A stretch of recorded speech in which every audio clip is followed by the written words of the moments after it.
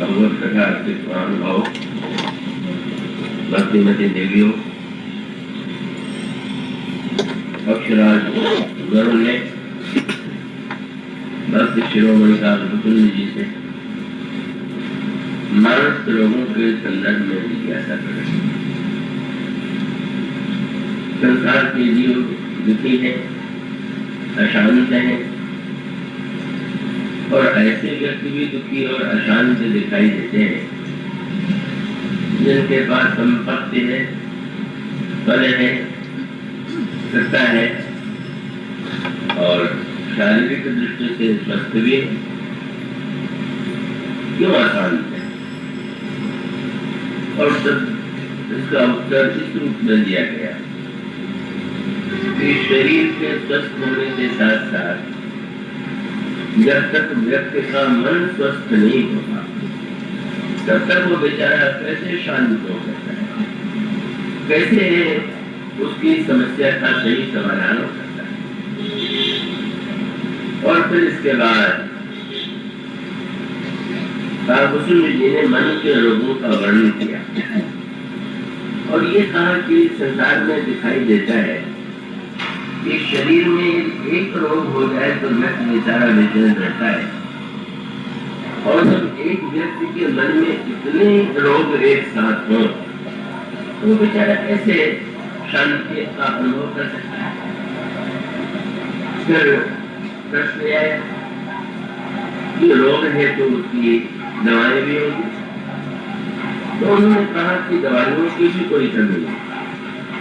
आप सारे धर्म ग्रंथों का प्रयत्न करें, उन्हें पढ़ें, अध्ययन करें तो मनुष्य के मन में जो विविध प्रकार के विकार हैं, रोग हैं, उन्हें दूर करने का उपाय बताया।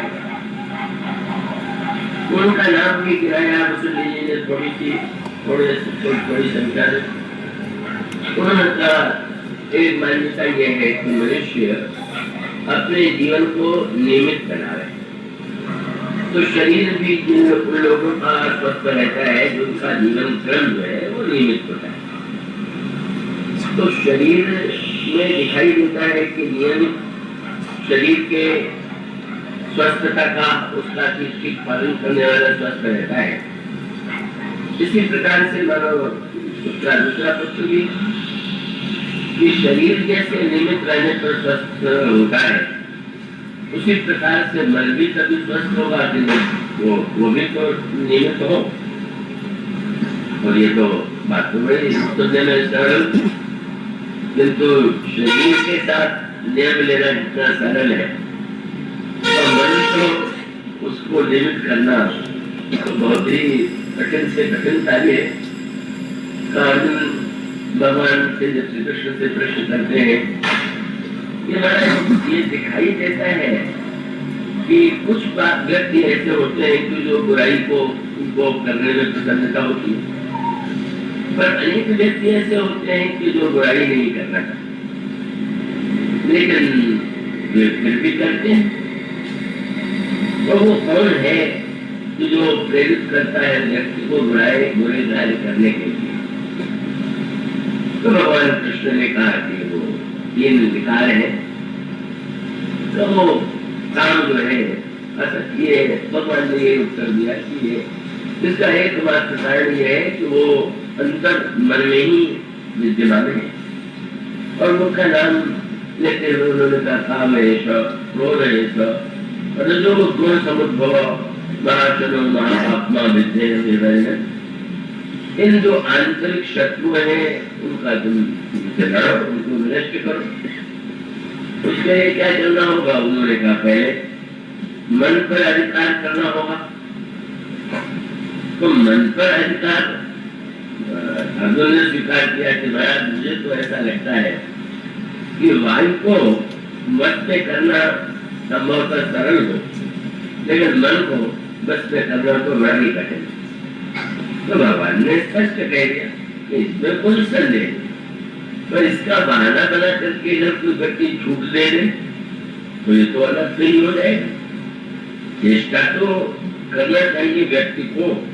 और तब उन्होंने कहा तुम बात तो ठीक कहते हो, लेकिन मनुष्य अगर विवेक और वैराग्य का प्रयोग करे और अभ्यास करे तो वो मन पर विजय प्राप्त कर सकता है। तो एक यह भी पद्धति है, मन को नियमित बनाने की चेष्टा, और इसके साथ साथ हम उन सब की व्याख्या करें तो बड़ा विस्तृत प्रसंग है। और कुछ भगवान कृष्ण तो गीता में ही अनेक प्रकार की दवाइयों का ही वर्णन करते हैं।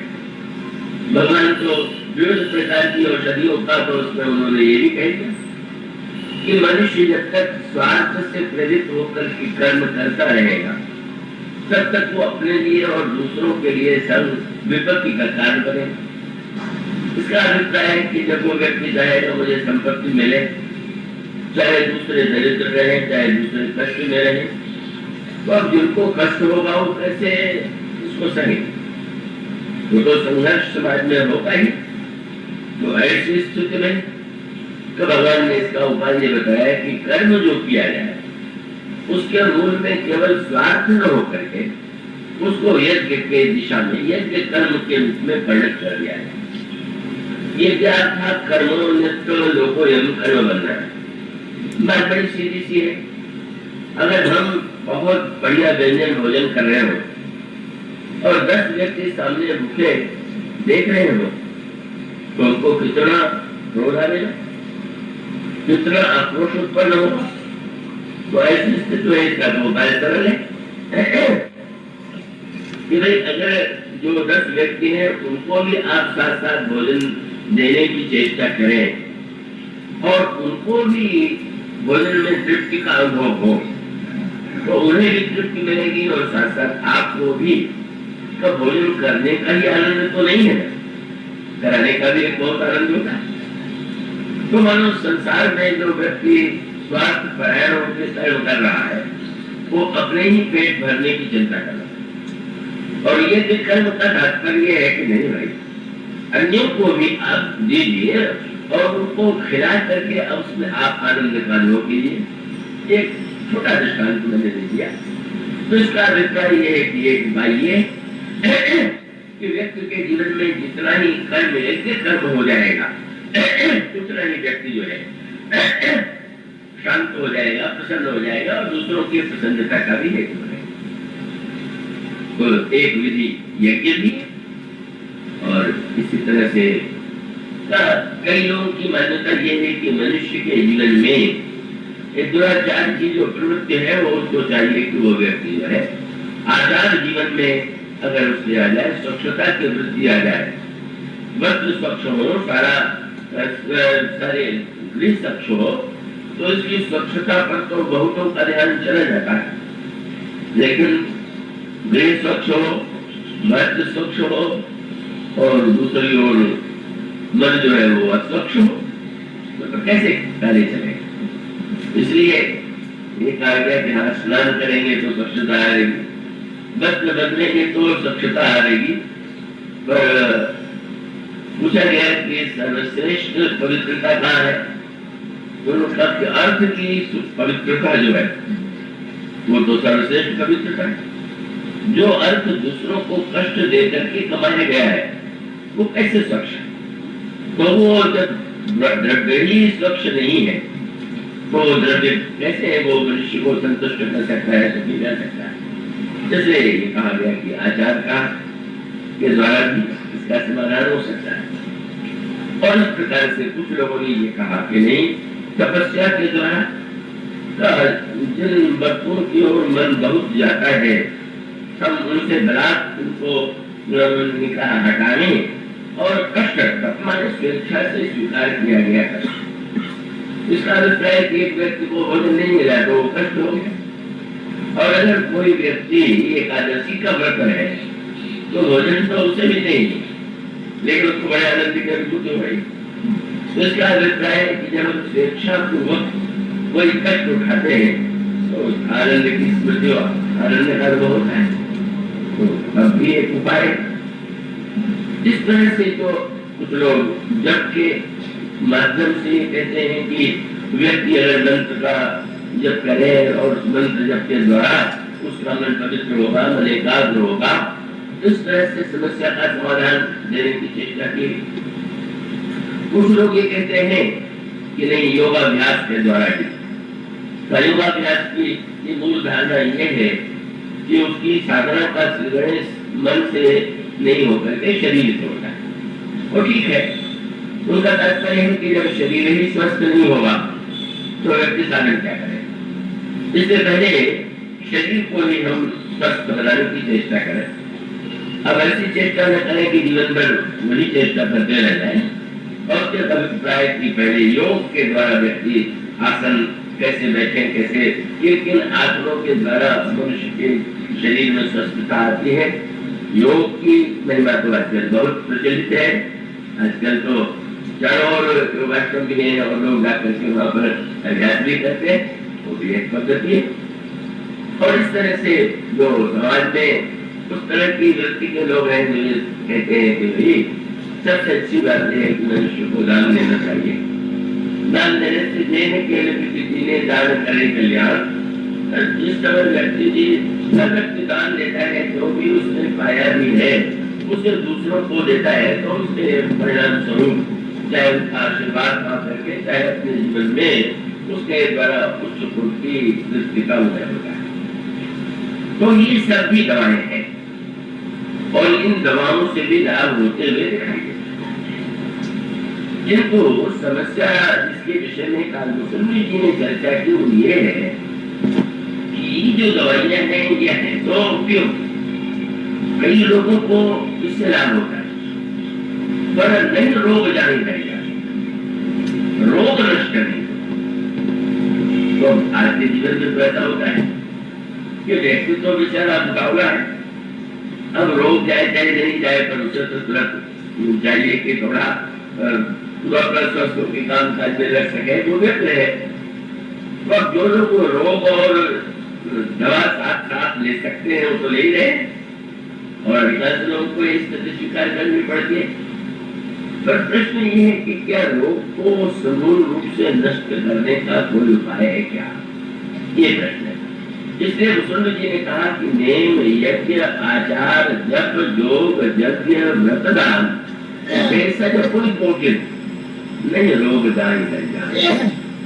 दो बातें होती है, जैसे लक्षण कम जाए ऐसा होता, कई दवाइयां ऐसी होती है कि जिनके द्वारा व्यक्ति को तत्काल बड़ा लाभ प्रतीत होता है, तत्काल जो उसका खर्च है वो कम हो जाता है।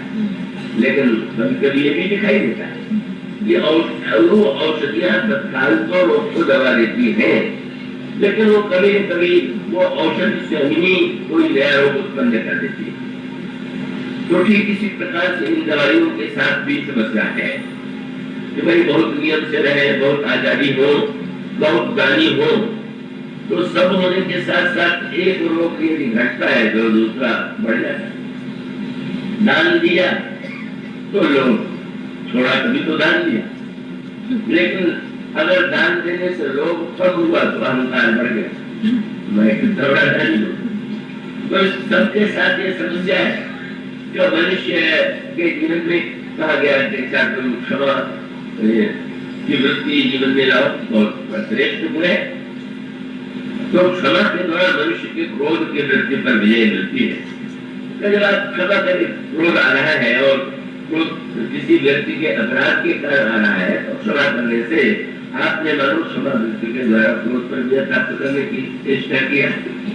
लेकिन फिर वही समस्या कि जब व्यक्ति क्षमाशील हो गया, वो रामायण में कोई सुंदर सी बात कही। ज्ञान दीपक में घी की जो पद्धति है उसमें दो ही बात आती है कि गाय का दूध जो है या किसी का दूध है, लेकिन रामायण में ज्ञान दीपक में गाय के दूध की बात कही। तो दही को दही जमाने की पद्धति ये है कि पहले कबो जो दही होता है, दही बनने के पहले दूध है, तो दूध को गाढ़ा करने के लिए आग पर उसे पकाना होगा। अब ये कहा गया कि ये जो दूध अहिंसा का दूध, ये विस्तृत प्रसंग है, उसका पूरा विस्तार से लेना संभव नहीं है। सात्विक श्रद्धा जो हरि कृपा से आई, जब तक प्रति जन नियम पारा देश शुभ धर्म आचारा, हरि करे जगदाई भाव सिपाही फिराई, नोई निवृत्ति शास्त्र विश्वासा निर्बल मन अय्यर निजासा, इतनी साधना के बाद अहिंसा का दूध आपको ले, मैं अहिंसा का दूध बना, अहिंसा वृत्ति का उदय हो। पर अब उसको जरा गाढ़ा कीजिए। गाढ़ा कैसे करें? तो उन्होंने कहा कि उसमें निष्कामता की अग्नि के द्वारा वो दूध बांटो। मानो संकेत क्या है? अगर कोई दूध दुहे और तुरंत पी ले तो फिर वो दही और घी का तो प्रश्न ही नहीं आता। तो अगर कोई व्यक्ति जीवन में अहिंसा वृत्ति ले आने के बाद केवल इतना ही लक्ष्य मान ले कि अहिंसा हमारे लिए एक नीति है, अहिंसा हमारे लिए जीवन में प्रसिद्धि पाने का एक साधन है, माध्यम है, तो मानो अहिंसा वृत्ति जो है उसके द्वारा हमने और लाभ ले लिया। और तब ये कहा गया कि उसको निष्कामता कहेंगे। अहिंसा की वृत्ति तो आवे, पर मुझे लोग अहिंसक माने, हमें पूजा करें, हमारा सम्मान करें, ये जब आवेगी, ये अग्नि जब आवेगी तो उसका परिणाम होगा कि वो गाढ़ा हो जाएगा दूध अहिंसा। बड़ी समस्या है। दूध को गाढ़ा करने के लिए गर्म करना आवश्यक, और उसी गर्म दूध में अगर आप दही जमाने की चेष्टा करेंगे तो वो भी नहीं चलेगा, तो फिर उसको थोड़ा ठंडा करना पड़ेगा। और उसका अर्थ ये है कि आप अहिंसक हो गए, निष्काम हो गए, पर गर्मी न बढ़ जाए। गर्मी बहुत बढ़ जाए करती, मैं निष्काम लोग को चाहते हैं तो कुछ नहीं चाहते। चाहने वाले बेचारे का जितना अभिमान होता है न चाहने का और अभिमान हो जाता है। और तब अथवा दूसरी बात है, आप तो निष्काम हो गए, पर आवश्यक नहीं कि दूसरे भी आपको निष्काम कर ले। तो निष्काम होने वाले और आपको क्रोध आ जाए, और क्रोध आ जाए तो भी वही बात है, दोनों का ठंडा करो। तो ठंडा को जिससे करें बोले दोष मरुद तक क्षमा जुड़ा हुआ है। क्षमा के पंखे से उस दूध को शीतल की।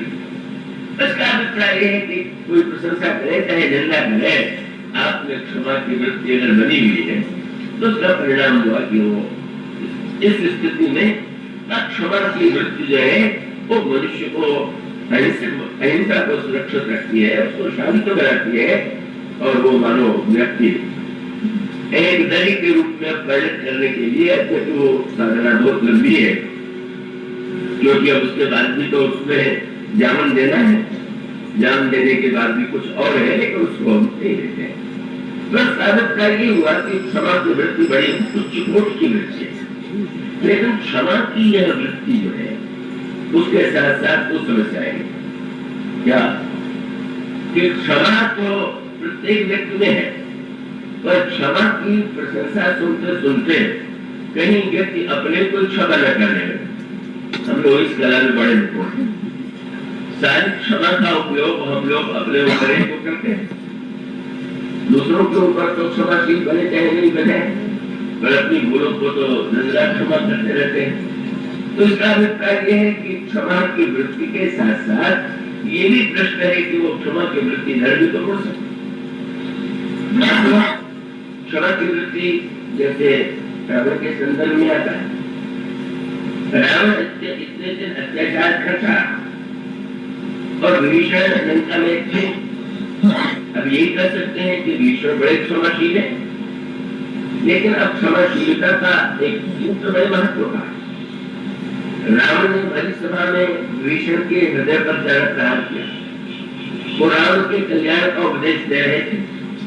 अब क्षमा करें कि नहीं करें, तो ये है कि क्षमा कर दे तो कर दे, ऐसा लगता है। शब्द भी वाक्य भी उन्होंने कहा कि तुम अपनी तो शरीर से भले ही गोली मारे, किंतु फिर वही सजनता है।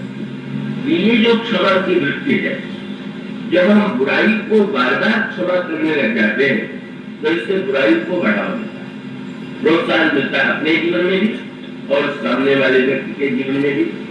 इसलिए विभीषण जो है क्षमा करके वही रुक नहीं जाए। ठीक है, जब क्षमा कर दिया तो फिर बैठ जाएंगे, फिर लंका में रह जाएंगे ना।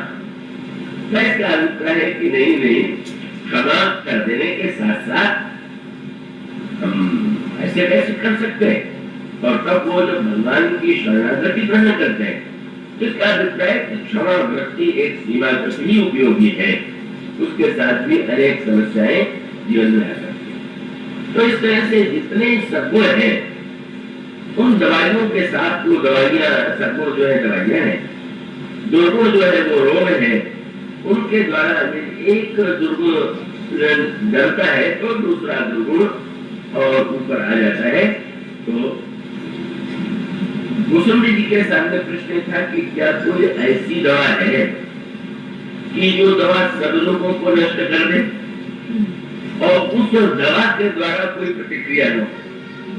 आज के युग में तो बहुत होता है, दवा ले लिया, कई बार तो मृत्यु तक लोगों की हो जाती, कहेंगे कि भाई उस दवा का एक उसकी प्रतिक्रिया शरीर पर हो गई।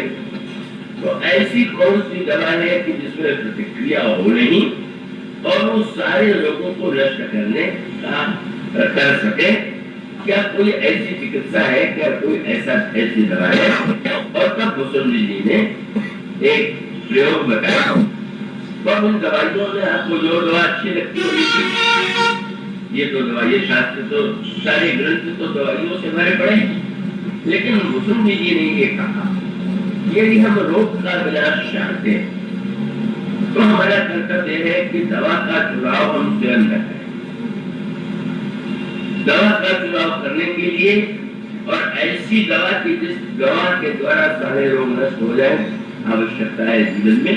इसलिए उनका सद्गुरु वैद्य पढ़ करके तो पुस्तकों में विज्ञापन में दवा करने के लिए आजकल तो बड़ा प्रचार है, और फिर स्वाभाविक व्यक्ति सोचता है कि अब डॉक्टर इतने महंगे हैं तो कहाँ जाए, तो चलो जो दवा जानते हैं वही लेंगे। उन दवाइयों के द्वारा कभी लाभ भी हो जाता है और कभी उसकी भीषण परिणति भी होती है। तो उसका अभिप्राय है कि रोगी उस अपने रोग का स्वयं सही निर्धारण नहीं कर सकता, और जो दवा चुनेगा उस तरह में भी चुनाव में भूल हो सकती है। इसीलिए जो आप पढ़ते हैं औषधियों के साथ में लिखा रहता है, इस विषय में आप चिकित्सक से या डॉक्टर से निर्देश प्राप्त कीजिए। तो उसका अभिप्राय यह है कि अगर हम अपने अंतर जीवन के रोगों को नष्ट करना चाहते हैं तो स्वयं चिकित्सक न बन जाए। रोग के विषय में हमें सही ज्ञान होना चाहिए। हमारे पंडित है, बहुत बड़ी अवस्था के और बड़े सत्संगी है, श्री गोपाल मिश्र उच्च पदों पर रह चुके। तो मुझे उन्होंने ऐसा संस्करण सुनाया कि मैं बोलता नहीं। वो बिहार विश्वविद्यालय में पढ़ रहे थे, उनको बहुत ग्रंथों को पढ़ने का व्यसन था, तो चिकित्सा संबंधी ग्रंथ भी पढ़ने का उनको व्यसन कर गया था। एक दिन उन्होंने रोग का लक्षण पढ़ा और उनको पढ़ के लगने लगा कि ये सारे रोग ये तो बिल्कुल यही हो, ये जितने लक्षण मिल रहे हैं, और घबराए। अभी तक नहीं घबराए हुए थे, लक्षण मिला है और सब लक्षण मिले तो घबराए और पहुंच गए डॉक्टर के पास। तो डॉक्टर के पास जाकर के कह सकते थे कि मुझे कष्ट है और आप दवा दीजिए, या आप बताइए कि मुझे क्या रोग हुआ है। और उनको तो अपने अध्ययन का भी अभिमान था, तो ये तो हर रोगी जाके कह देता है कि मुझे कष्ट है। पर मैंने जब अध्ययन करके जान लिया है कि कौन सा रोग है, तो डॉक्टर साहब को ये दिखा दे कि हम भी अध्ययन करते। तो उन्होंने डॉक्टर साहब से नहीं कहा दवा दीजिए, उनका मुझे ये रोग हो गया और आप दवा दीजिए। तब डॉक्टर ने हंसना जो प्रारंभ किया, डॉक्टर की हंसी नहीं रुक पाती, तो बड़ा आश्चर्य हुआ कि मैं रोग की बात कह रहा हूँ और ये रोग की बात उनके हंसे जा रहे हैं। डॉक्टर आप हंस क्यों है भाई, जिस रोग का नाम तुम लेते हो तो स्त्रियों को होता है, तो तुम जब कहते ये रोग हुआ है तो मुझे हंसी आ रही है। तो वो शीर्षक को देखा नहीं कि स्त्री रोग अध्याय में है, मान लिया कि रोग मुझे हुआ। तो जब कोई व्यक्ति सारे लक्षण अपने ही मिलाने बैठ जाए और निर्णय करने के लिए रोग हुआ है, और उसके बाद ये भी निर्णय करने की ये दवा है और मनमानी दवा खाने लगे, तो कभी अंधेरे में तीर लग जाने जैसे कुछ दवा लाभ कर जाए, पर वस्तुतः उससे वास्तविक लाभ नहीं।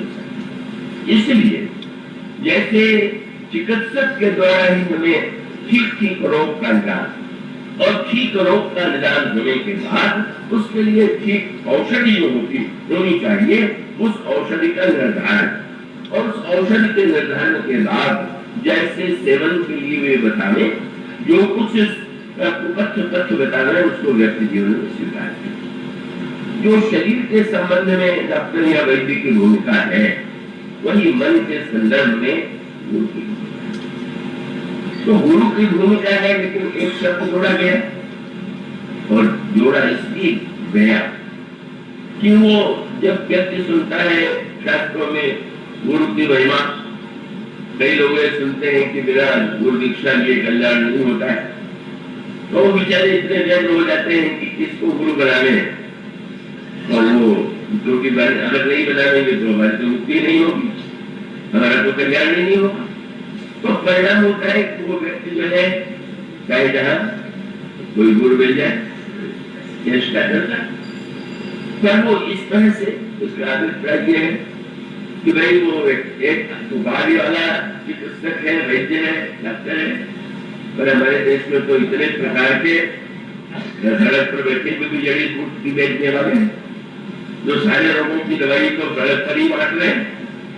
तो चाहे जहां मत पहुंच जाइए, कैसा अभिप्राय है कि गुरु के साथ एक शब्द जोड़ा गया, सदगुरु।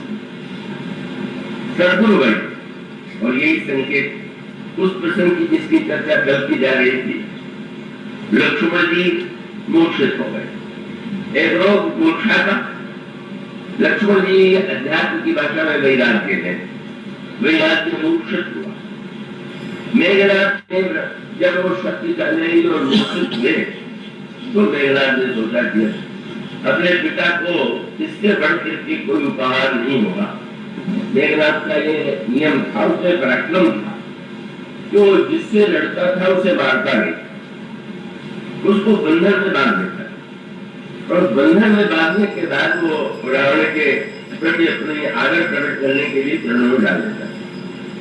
यहाँ तक कि इंद्र भी, जब इंद्र और रावण का युद्ध हुआ तो रावण इंद्र को नहीं जीत पाए, लेकिन जब इंद्र से और मेघनाथ से युद्ध हुआ तो मेघनाथ ने उसको भी बंधन में इंद्र को बांधा और जाकर के रावण के चरणों में डाल दिया। तो उसको बांधने का बड़ा शौक था और रावण को ये चरणों में डलवाने का बड़ा वो भी अभ्यास कर गया।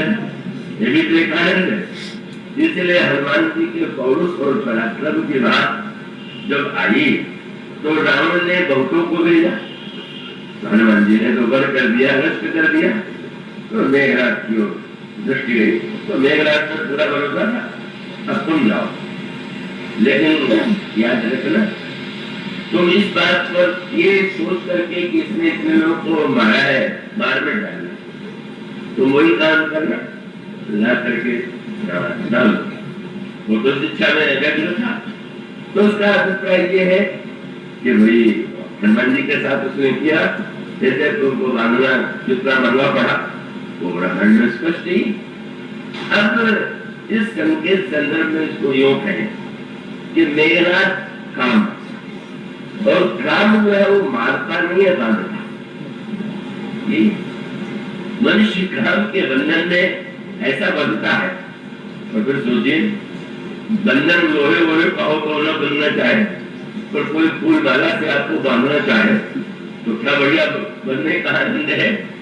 तो काम का तो धनुष भी पुष्प था, काम का बाण भी पुष्प था, बंधन भी पुष्प था, वो तो सब कुछ ऐसा दिव्य है। इसका अभिप्राय ये है कि काम जब आता है जीवन में तो हम उसका तो इसको मानते हैं, हम तो बड़े स्वाभाविक रूप से उससे बदल जाया करते हैं। तो काम का बंधन काम की प्रकृति है, और लक्ष्मण जी को भी उसने एक क्षण के लिए मोक्षित किया। लक्ष्मण जी मोक्षित हो गए और तब उसको लगा कि पिताजी के चरणों में इनको भी ले जाकर के डाल दे और पिताजी प्रसन्न हो जाए कि जिस महान योजना के ऊपर अपने भाई पर राम को इतना भरोसा था, हमारे पुत्र ने उसका वध कर दिया या उसको मूर्छित कर दिया और मेरे चरणों में लाकर डाल दिया। पर यही मेघनाथ को सफलता नहीं। तो वो जब लक्ष्मण जी को उठाने लगा तो नहीं उठा पाया, और योद्धाओं को भी बुला लिया, सबने मिलकर के उठाने की चेष्टा किया पर वो नहीं उठे। और जब नहीं उठे तो उसको एक गोस्वामी जी ने आध्यात्मिक रूप दिया कि भाई जिनके जीवन में वैराग्य नहीं है वो भी मूर्छित होते हैं, और वैराग्य वो भी यहाँ पर मूर्छित दिखाई देता है, तो अंतर क्या है? तो उसको एक महत्वपूर्ण सूत्र है, भीषण आंधी आई और एक व्यक्ति अंधा था, उसकी आंखों में भी धूल चली गई, और एक आंख वाले की आंख में भी धूल चली गई, बस एक अंतर तो हो गया। आंधी जब चली गई तो दोनों ने अपना नेत्र धोया, आंख वाले को दिखाई देने लगा, तो बेचारा जो अंधा है वो तो पहले भी नहीं देखता था, भी नहीं देखता। तो जो रागी जब मूर्छित होता है तो जैसा पहले बंधन में बाद में भी हो जाए तो वैसे वैसा रहेगा, पर विरागी की कसौटी है। मेरा काम ने तो जब शंकर जी के ऊपर बाण का चलाया, बाण चलाया, तो ऐसा नहीं कि शंकर जी पर प्रभाव नहीं पड़ा। भगवान शंकर महान समाज में स्थित, लेकिन जिस समय आम के वृक्ष पर बैठ करके उसने पुष्प का धनुष और पुष्प का बाण चला दिया, भगवान शंकर के हृदय पर लगा और ईश्वर क्षोभित। भगवान शंकर के हृदय में भी एक क्षण के लिए वासना काम का क्षोभ उदित हो गया, अनंतर था। और वो अंतर ही क्या अंतर है? क्या काम जो है व्यक्ति को अनेक कलाओं में से एक कला है अंधा बनाना। मदन अंध व्याकुल सब लोका, तो मदन अंध व्याकुल सब लोका काम जिस तरह तीव्र हो गया तो व्यक्ति जो है कुछ नहीं दिखाई दे, लोग पर लोग क्या कह रहे हैं, क्या देख रहे हैं, वो भी दृष्टि नहीं दिखाई दे। लेकिन कहाँ से अंतर है? कोई कह सकता है कि अब शंकर जी पर भी काम का बाण लग गया, मुझे लग जाता है, तो क्या अंतर है? कोई अंतर है? हम लोगों पर लगता है तो हम अंधे हो जाते हैं, और शंकर जी पर लगा तो भैरव ईश्वर क्षोभ विषेकी, लेकिन नैन उभार और आंखें खोल दी, अंधे कौन कहे? नेत्र खोल गया। अच्छा, मेरे मन में कैसी याद है?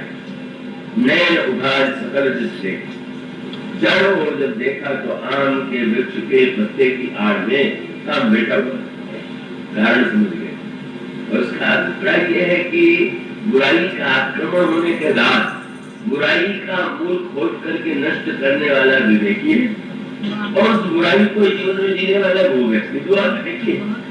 और शंकर जी ने जो ही देखा कि ये काम ही सारे अनर्थ का हेतु है, तत्काल गौतम जी ने कहा विषय की नैन उभार सकल जिस देखी सौरभ पल्लव मदन विलोका वह को कम के त्रैलोका। रोग शंकर जी को जब आया तो देवता पुकारने लगे, महाराज क्षमा कीजिए, क्षमा कीजिए। तब उन्होंने यही कहा, देखिए रोनक ये आता है धर्मों में, रोनक प्रभु संघर संघरे भी मत कीजिए, मत कीजिए। लेकिन भगवान शंकर ने क्रोध किया। इस आगे चल करके बात आती है कि नारद जी ने जब काम को हराया तो उनके मन में एक तुलना आई कि शंकर भी काम के विजेता और मैं भी काम का विजेता, तो दोनों में बड़ा कौन है? तो उन्होंने अंतर यही मान लिया कि शंकर जी ने काम को जीत लिया पर क्रोध आ गया, मैंने जीत लिया पर क्रोध नहीं आया। बात तो लगी ऊपर से थी, पर नारद को बहुत क्रोध आया, और किस पर? भगवान पर क्रोध आ गया। बोले भाई जब काम पर क्रोध नहीं कीजिएगा तो राम पर क्रोध कीजिएगा, जब बुराई पर क्रोध नहीं आएगा तो अच्छाई पर क्रोध आएगा। तो शंकर जी ने क्रोध का प्रयोग किया और तत्काल चित्रवत काल में उसे छाड़ा, जला करके भस्म कर दिया। और इतना ही नहीं, तो महानतम इतने हैं कि उसके बाद समस्या आ गई, सृष्टि में यदि काम ही नहीं होगा तो फिर सृष्टि का विनाश। और तब भगवान शंकर के समक्ष काम की पत्नी रति आती है, तो काम है तो उसके साथ रति है, और काम और रति जो है वो जीवन में व्यक्ति के रस की सृष्टि करते हैं, सृष्टि का विस्तार करते हैं, ये काम का स्वरूप है।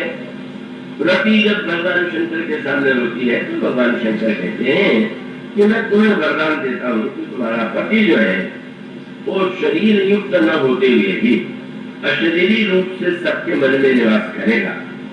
तुम चिंता छोड़, पर सबको मन की मिठाई से सबका पेट नहीं भर।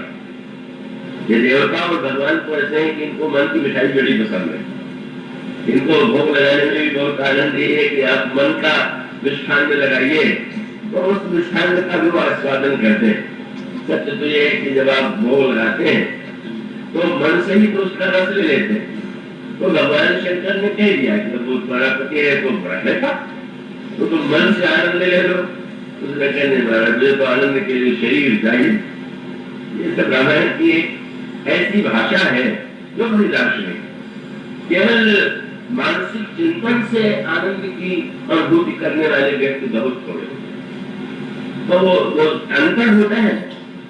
गोस्वामी ने दृष्टांत दिया, एक पुष्प खिला हुआ है और उस पुष्प को देख के आनंद तो सब हुआ और भौरे को भी आनंद आ रहा है, पर अंतर यह है कि हमें आपको जब आनंद आता है तो पहले हम ये करेंगे, अगर कहीं दूसरे वाटिका में हो तो कोई देख न रहा हो तो दौड़ ही ले, लाल से स्वागत कर देंगे, नाचने लगाएंगे, थोड़ा तो करेंगे, थोड़ी देर बाद सूखेगा तो फेंक देंगे। तो मानो एक तो रस लेने की पद्धति है और एक वो भौरे की पद्धति। और वो जब पुष्प पर आके बैठ जाता है तब देखते हैं रस लेके उड़ जाता है और पुष्प तो जो का जो उसी प्रकार से विकसित दिखाई देता। तो स्वामी जी ने बहादुरा में यही कहा कि पियत सुमन रस अल विटप कोट काट कोल काट फल खाट तुलसी तव जीवी जुगल सुमति कुमति कहता है। इसका अर्थ है कि रस के ग्रहण करने की वृत्ति सर्वश्रेष्ठ वृत्ति तो वह है कि व्यक्ति मन से अगर आनंद लेने का अभ्यस्त हो जाए। ये जिसको भक्तों का भावराज्य कहते हैं, मानसिक पूजा कहते हैं। आप लोगों में से जो लोग पूजा करते होंगे तो परंपरा पूजा करना भी अच्छा ही है, पर शास्त्रों में कहा गया है कि मानसिक पूजा अवश्य करना चाहिए। पहले आप मन में पूजा कीजिए, भगवान को पहले मन में ध्यान में लाए। भगवान हृदय में विराजमान है या जिस केंद्र में आप भगवान को देखना चाहें वहां भगवान विराजमान, और फिर आप मन से ही भगवान की पूजा कीजिए। मन से ही उनको आप ऐसा भाव बना दें कि हम चंदन लगा रहे हैं, माला फैला रहे हैं, धूप दे रहे हैं, इस प्रकार। और मानसिक पूजा के बाद फिर शास्त्र कहते हैं कि ऐसी भावना कीजिए कि जो भगवान मेरे हृदय में स्थित है, जिनकी मन से पूजा की है, अब उनको जो है हम बाहर उनकी आराधना करें। और मूर्ति पूजा का एक महानतम तत्व कि भीतर से बाहर ला, और फिर अब ये ध्यान किया कि भगवान बाहर विराजमान, और अब जो पूजन होगा वो वस्तुओं के द्वारा। तो बड़ा सामंजस्य है। मन से पूजा बहुत अच्छी है, लेकिन अगर मन की पूजा कृपणता का बहाना बन जाए, बड़ा संकट तो ये है। ये बहुत बढ़िया, भगवान को भोग तो लगाने क्यों है, बस मन से मिठाई खिला दे। तो उसका अभिप्राय ये है कि भाई जिसके पास मिठाई नहीं है तो वो मन की मिठाई तो नहीं खिलाए, लेकिन जिसके पास है उसे तो भगवान को स्थूल रूप से भी भोग लगाना चाहिए। क्यों? मन की मिठाई आपने भगवान को खिलाई, आप प्रसन्न हो गए, और जब भगवान को आप भोग लगाएंगे तो फिर वो प्रसाद सबको देना चाहिए। मैं नहीं जानता कि कितने लोग देते हैं, कितने लोग नहीं देते हैं, लेकिन उसका विधान यही है। वैसे मुझे कभी कभी लगता है जो स्मरण में आती है तो सोच के हंसी आती है कि मनुष्य किस प्रकार से भोग भी लगाता है तो क्या गलती होती है। मैं गाँव में हनुमान जी महाराज के मंदिर में बैठा हुआ था, ऐसा क्रम था, तो उस समय पुजारी जी नहीं थे। एक गांव के सज्जन बड़े पात्र में मिठाई लड्डू लेके आए, मुझसे कहा लोग लगा दीजिए, आप पुजारी जी तो नहीं है। लगा दिया, बाहर बच्चे थे तो मैंने हाथ डाला कि बच्चों को प्रसाद बांट दे, तो उन्होंने हाथ जोड़ के कहा एक कृपा करके एक लड्डू आप ले लीजिए, मेरे लिए भी उन्होंने उधार था, मैं ये कहा कि एक लड्डू आप दे दीजिए, पर बच्चों को मत बांटिए, बच्चे बहुत है, क्यों भाई प्रसाद हो गया, बांटना तो चाहिए ना। कि नहीं, मैंने बात है कि मैं जब बीमार पड़ा था तो मैंने हनुमान जी को मनौती मानी थी कि मैं अच्छा हो जाऊंगा तो आपको इतना लड्डू चढ़ाऊंगा, तो मैं अच्छा हो गया। और आज ही मैंने यहाँ लड़की के घर में उसका लगा हुआ है, उसके यहाँ कुछ हुआ है, वो दोनों काम हो जाएंगे, यही मिठाई में वहां बैठ दूंगा तो वो भी पूरा हो जाएगा और हनुमान जी की भी पूजा पूरी हो जाएगी। तो बाहर पूजा करना बहुत आवश्यक है, इसका बड़ा महत्व है। मन की बात आप कह सकते हो, बड़ा पसंद बात कह, कोई कह दे कि मन चंगा तो कटौती में दूंगा, सही है बिल्कुल, पर ये आलसियों का तो महान ब्रह्म वाक्य हो गया। नहाना नहीं है तो मन चंगा तो कटौती में दूंगा, क्या मन चंगा होना इतना सरल है क्या? कटौती में गंगा तो तब होगी जब आपका मन चंगा हो, केवल ये वाक्य जोड़ा देने से थोड़ी मन चंगा हो जाता है। तो इसका अभिप्राय कि शास्त्र तो जो विधि विधान बताते हैं वो उद्देश्य होता है। आपने मान के पूजा किया वो बहुत सुंदर, वही सर्वश्रेष्ठ पूजा है, भगवान प्रसन्न सबसे अधिक उसी से होते हैं। और उसके बाद बहिरंग पूजन, बहिरंग पूजन के पश्चात फिर से विधान ये कि पूजन कर लीजिए तो भगवान को फिर भीतर ले आइए, इस तरह से पूजन का ध्यान। तो ये जो व्यक्ति के द्वारा मन से आनंद लेने, मन में इतना सुख है, आप जब पढ़ते हैं भगवान की लीलाओं का चिंतन करते हैं, बाल लीला का ध्यान करते हैं, भगवान के विवाह की लीला का आपका मन में ध्यान करते हैं, तो आप देखेंगे कि आपका अभ्यास अगर गहरा हो जाए तो आपको इतना आनंद आएगा, उस आनंद में आप सचमुच जितना, अब आप बारात में जाकर के विवाह का आनंद लेते हैं वो तो लेना ही पड़ता है द्वार में, लेकिन जब मन में आप भगवान की बारात में सम्मिलित होकर के वहां पर जनक के द्वार पर जाते हैं और उस विवाह में सम्मिलित होते हैं तो इसका एक आनंद है। इसलिए मन के द्वारा का व्यक्ति जो है का अपने आप को आनंदित कर सकता है, पर सबके लिए वह संभव नहीं, और संभव नहीं है तो यहाँ पर रति ने भी वही सूत्र था कि महाराज मैं तो शरीरवादी हूँ, आपने देख दिया कि द्वारापति जो है अलग रूप में सर्वत्र रहेगा तो मुझे तो संतोष नहीं हो। तो शंकर जी ने कहा अच्छा तुम्हें अगर शरीर की आवश्यकता है, भगवान शंकर का आशीर्वाद कितना सुंदर। अभी नहीं, जब जगवंश कृष्ण अवतारा थोड़ी ही हरण महाभारा और कृष्ण चलय होई विपति तोरा वचन अन्यथा होई न। मैं तुम्हें आशीर्वाद देता हूँ कि जब संसार के भार का हरण करने के लिए भगवान कृष्ण अवतरित होंगे, उस समय तुम्हारा पति उनके पुत्र के रूप में जन्म लेगा और तब तुम्हारा फिर से अपने पति से मिलन होगा।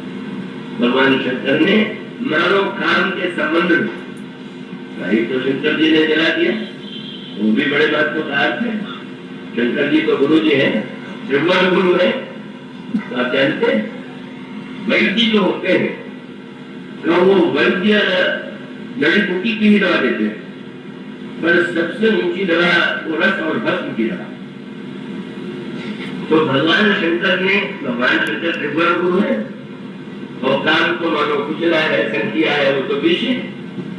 तो शंकर जी ने, वो जानते हैं कि ये जो विष है वो ऐसे किसी को दे दिया है तो बन जाए, भक्त बन जाए तो वो नष्ट कर दे। और विज्ञानी भक्त है और जो मन से आनंद लेने वाले हैं वो मानसिक भाव से आनंद है, पर जो स्थूल जिनको चाहिए जब कृष्ण अवतरित तो होंगे तो मानो भगवान कृष्ण की लीला का दूसरा पक्ष जो बड़ा कई लोगों को अटपटा रखता है, मन में संशय उत्पन्न होता है, मन में भ्रम उत्पन्न होता है।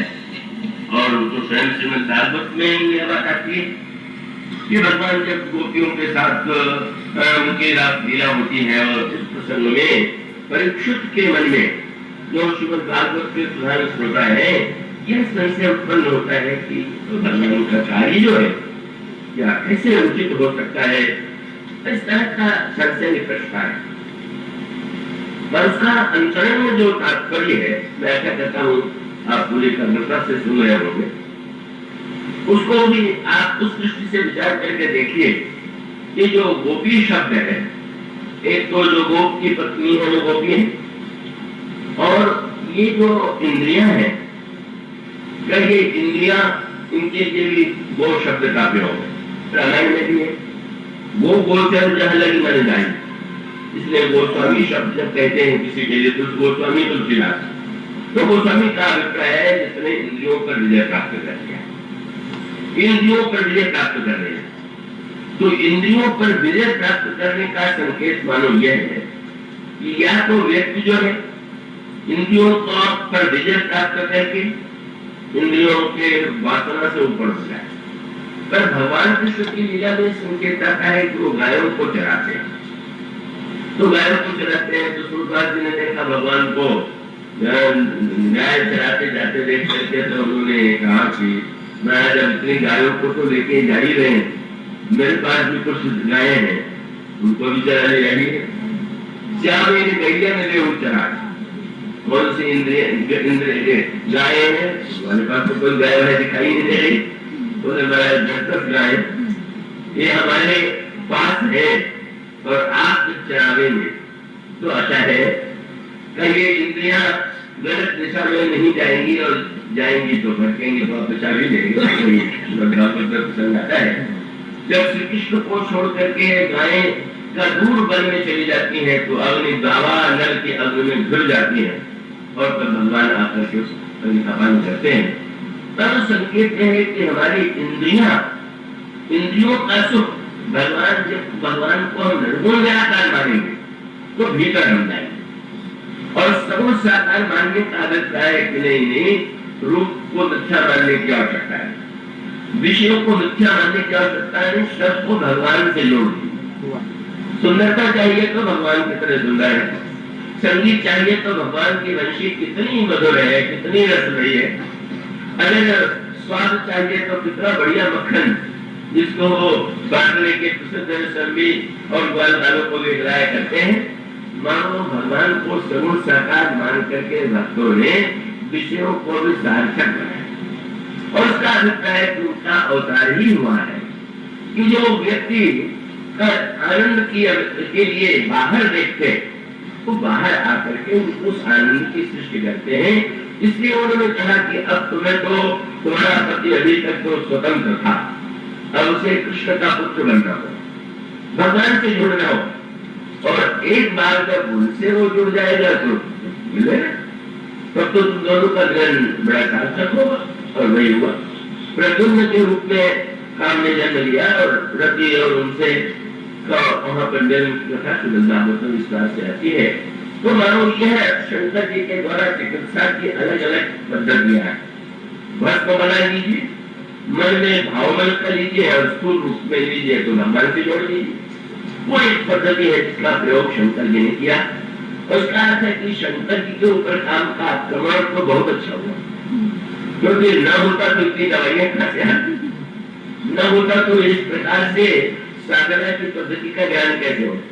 और इसी प्रकार से मेघनाथ ने लक्ष्मण जी को बांध लिया, तो बांध लेना बहुत अच्छा हुआ।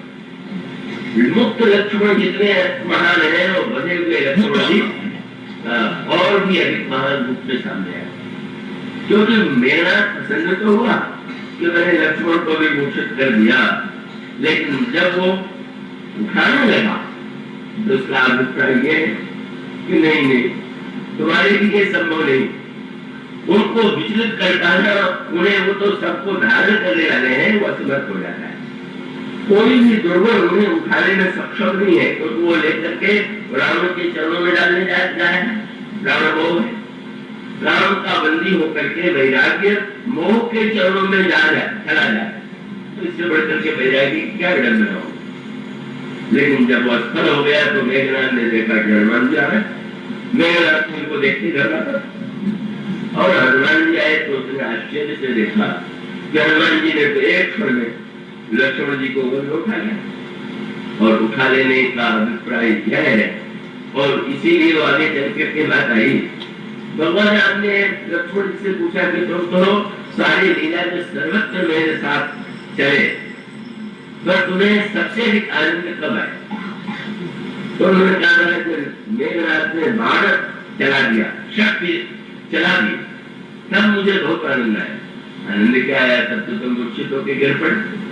बोले मेरे जीवन में चल करके चला जाता है, ये तो निरंतर अनुभव करता है, और बिना चले भी चला जा सकता है। तो जिस समय हनुमान जी ने उठा करके आपकी गोद पे पहुंचा दिया, तो मैंने सोचा कि साधन करके चल करके भी तो जीव भगवान को पाता है, और हनुमान जी जैसा संत गोद में उठा करके आपके गोद में पहुंचा दे, तो चलना भी न पड़े और गोद में भी पहुंच जाए। मानो साधना को का अभिमान समाप्त हो गया। हम चलेंगे तो ही तो पहुंचेंगे नहीं।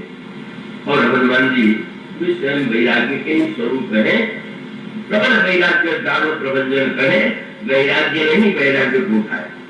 काम वैराग्य को नहीं, वैराग्य ने वैराग्य काम ले जाता तो रावण के चरणों में डालता, और वैराग्य ने उठाया तो अखंड ज्ञान धन ब्रह्म की गोदी में पहुंचा दिया। वैद्य आए जिनकी चर्चा कल की गई थी, लंका का वह वैद्य जो सुखेन, और वह वैद्य निद्रा में निमग्न है, उसका कोई उपयोग लंका में नहीं होता। ब्राह्मण का के जीवन का सबसे बड़ा, उसको हम कहे तो कह देंगे बड़ा दुर्भाग्य, पर विभीषण ने जो शब्द रावण के लिए कहा वो सबसे अच्छा। उन्होंने जब रावण को सामने देखा और रावण ने भगवान राम के ऊपर गदा का प्रहार कर दिया, तो गदा का प्रहार रावण ने गदा का नहीं था, वो तो एक शक्ति उसने विभीषण को मारने के लिए चलाई थी। भगवान राम आए, भगवान राम ने दे दिया और मूर्छित हो गए। तो उस समय विभीषण क्रोध में भर करके गदा लेकर के रावण के सामने, और जब वो रावण के सामने चले तो उसके मूल में उसका अभिप्राय ये है, उन्होंने शब्द कहा रावण के लिए, अरे कुभाग्य, अभागा नहीं, बोले तू कुभागा, अभागा कहने से तो बड़ा अभागा है। अभागा कैसे माने? जिसके पास सब कुछ हो वो सौभाग्यशाली, और जिसके पास कुछ नहीं हो अभागा, पर सब कुछ होते हुए भी जो दुरुपयोग करे वो कुभागा। बोले कौन सी ऐसी वस्तु है जो तुम्हारे पास नहीं? शंकर जी जैसे गुरु, इतने बड़े बड़े अपने लिए तो नहीं कहा, पर लंका में सर्वश्रेष्ठ राजनीति के अगर कोई था तो विभीषण। जिस तरह विभीषण ने रावण को सम्मति दिया, उस समय माल्यवान ने विभीषण से, माल्यवान ने रावण से कहा, ये विभीषण कोई साधारण व्यक्ति नहीं, कहा नीति विभूषण, ये तो नीति विभूषण है, सोई उड़धरम जो कहते विभीषण। इतना बिगड़ा बुढ़े तो भी कहा, ये नीति विभूषण की बात मान के तो मेरी लंका जोड़ी, मैं तो बंदर को मारने जाना था, इसके कहते नीति करो मारे तू, अब इसकी नीति ने लंका को भस्म करा दिया। ऐसा तेरा नीति विभूषण जिसके कारण मेरी लंका जल गई, अब फिर इनकी बात मान के और कुछ बचा हुआ वो भी नष्ट हो जाएगा। परिणाम क्या हुआ?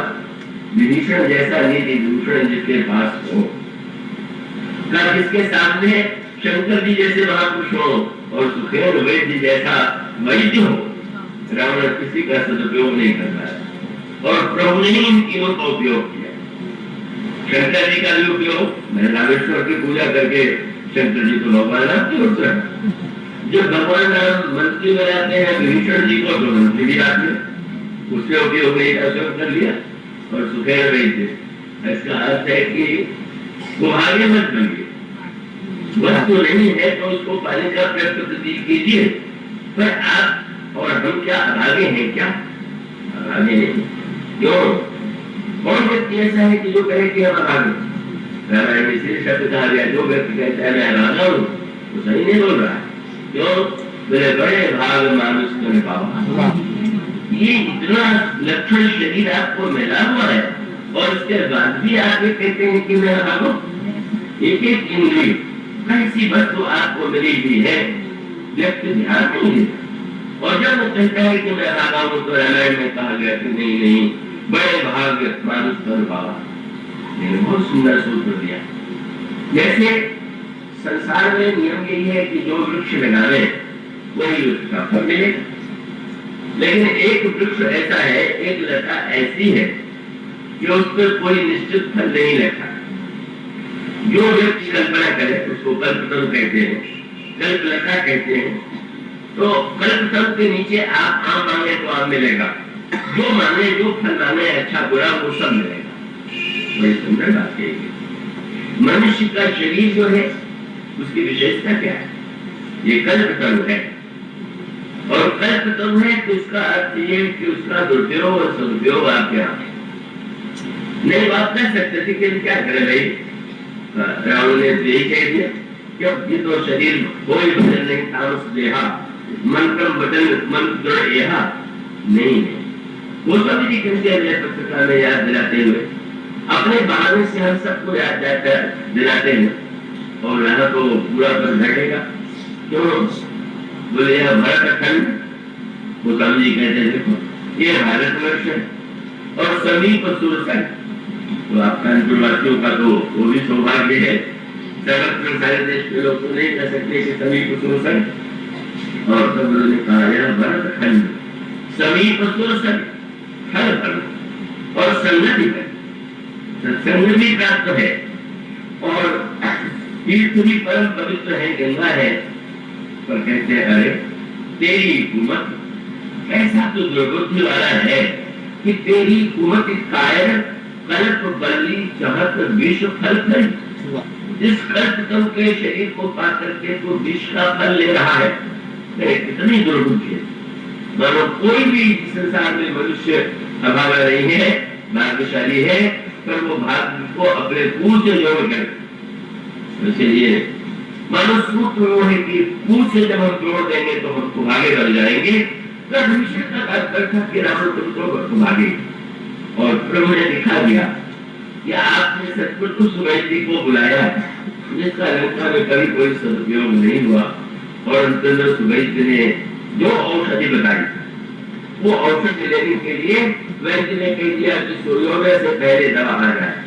हनुमान जी चले, लेकिन बीच में गुरु और नहीं, ये तो दवा चाहिए नहीं थी। सुखेर वैद्य है तो जिस तरह से सदगुरु वैद्य वचन विश्वास पूरा कर गया, सुखेर वैद्य है तो इतना वचनों पर विश्वास है। अगर केवल राजनीति निष्णात होते तो राजनीति का तो मूल सूत्र ही है दूसरों पर संदेह है। तो सबसे बड़ा सूत्र है कि राजनीति की कभी किसी पर विश्वास नहीं करता, हर व्यक्ति को संशय की दृष्टि से देखता। तो भगवान राम अगर उस तरह के राजनीतिज्ञ होते तो तुरंत ये सोचते कि वो तो रावण का दूर तो वैद्य सोच रहा है कि ऐसी दूर दवा बता दो, इतना समय बता दो कि न दवा आवे और न तो ये अच्छे हो। हमें अगर हम सीधे कर देंगे कि दवा नहीं दे सकते तो शायद हमको दंड दे दें। तो बाहर संशय नहीं किया। इसका अर्थ है कि गुरु के द्वारा वैद्य के द्वारा अगर कोई साधना बताई जाए और पहले से ही आपके मन में उसमें कोई अर्थ, इसका अभिप्राय ये है कि गुरु के वचनों को व्यक्ति को बिल्कुल सरल भाव से स्वीकार करना चाहिए। उसमें कोई दोष बुद्धि नहीं होनी चाहिए। और दोष बुद्धि का अभाव इतना है कि उस नगर के वैद्य के भगवान ने विपरीत और भगवान जी को एक काम सौंपा गया कि वो इतना विश्वासी जो औषधि लेने के लिए चाहिए। किंतु विश्वास करना अच्छा है कि बुरा? और फिर वही सूत्र है कि प्रभु को इतना विश्वास, भगवान जी तो शंकर की अवतार के नाते विश्वास है ही है, पर रावण ने कालनेमी को भेज दिया और ये कहा कि किसी तरह से इस बंदर को, ये बड़ा शक्तिशाली है, औषधि लाने से रोक दो। बेचारा डरा, भाई मैं कैसे रोक पाऊंगा? रावण ने उसका नाम छोड़ा था कालनेमी। कालनेमी का था जानते होंगे, नेमी कहते हैं चक्र को, काल चक्र। रावण जो है नाम रखने की कला में बड़ा निपुण, बड़ा साहित्यिक था, बड़ा विद्वान था, एक से बढ़िया नाम चुनता था। नाम सर्वदा उल्टा करता था पर नाम तो बढ़िया चुनते ही। नाम बटका का क्या रखा जाए? बोले अशोक बटका। तलवार क्या है? बोले चंद्रहास। भला बताइए, सिर काटने वाली, सिर काटने का जो शस्त्र हो उसका नाम ये चंद्रहास, चंद्रमा की हंसी। जितना शीतल चंद्रमा, लेकिन वो तो साहित्यिक नाम है। और अगर पुत्र है तो अक्षय कुमार है, और अगर नौकर है तो कालनेमी।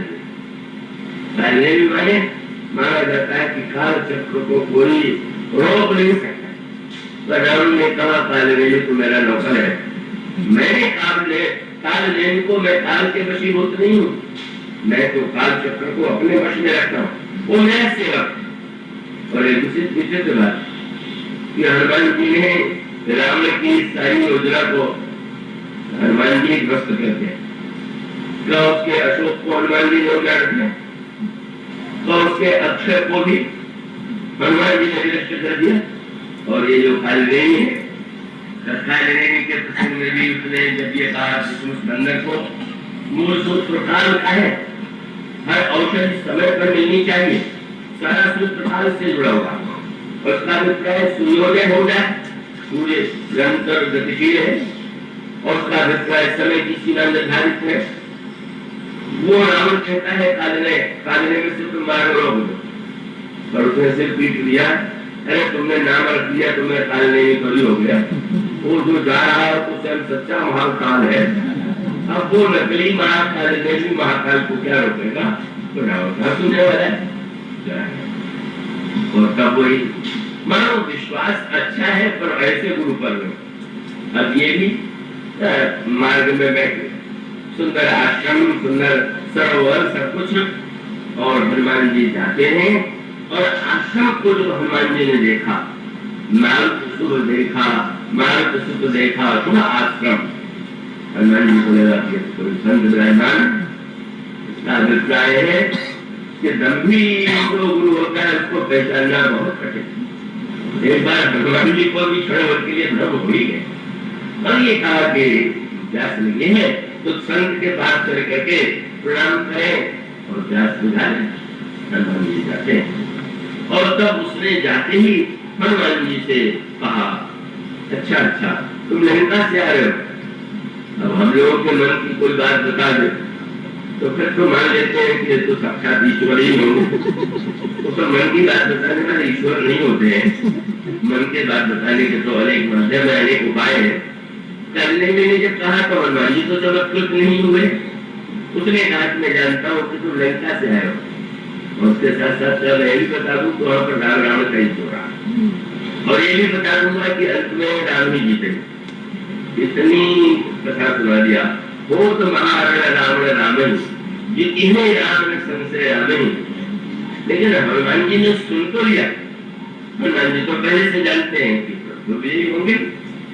लेकिन जब कालनेमी देखा कि तो बस मैंने इतना चमत्कार दिखा दिया तो मैं गुमसुम बैठा हुआ, तो कहा कि तुम मुझसे पूछते नहीं हो कि ये मैंने कैसे जान लिया इतने दूर से। तब आत्मविज्ञापन शुरू हो गए। तो आप मैंने पहले चमत्कार, उसके बाद तो यहाँ बड़े मैं देखा भाई, और ज्ञान दृष्टि बल में यह दिखाई। मेरे पास ऐसी दिव्य दृष्टि है कि मैं यहाँ बैठे बैठे देख रहा। फिर भी हनुमान जी चुप। तो उसने कहा कि एक कार्य करो, स्नान करके आओ, मुझसे दीक्षा ले लो, तुम्हें भी दृष्टि मिल जाएगी। तो जो भगवान शिव के अवतार को दृष्टि देने की बात सोचे, बस त्रिभुवन गुरु के अवतार एक और ये धर्म का मूर्तिमान आधार दूसरी ओर, जिसका उद्देश्य है कि लक्ष्मण के प्राण चले जाए।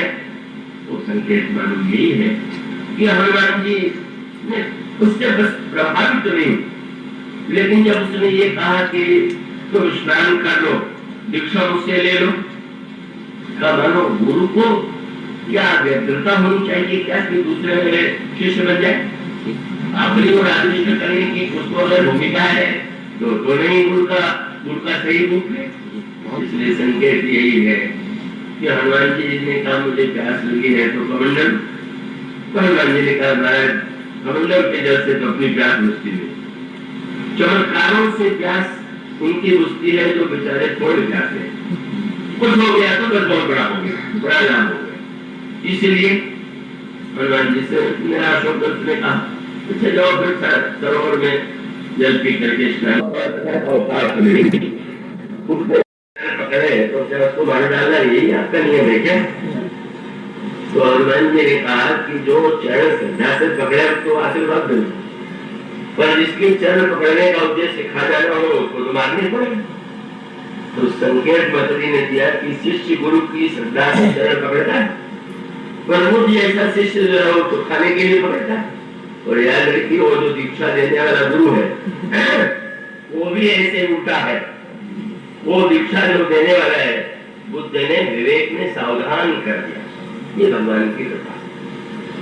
और सावधान होने का परिणाम हुआ कि हनुमान जी आते हैं और तब हनुमान जी ने ये कहा कि पहले वो दक्षिणा ले लो और बाद में दीक्षा देना।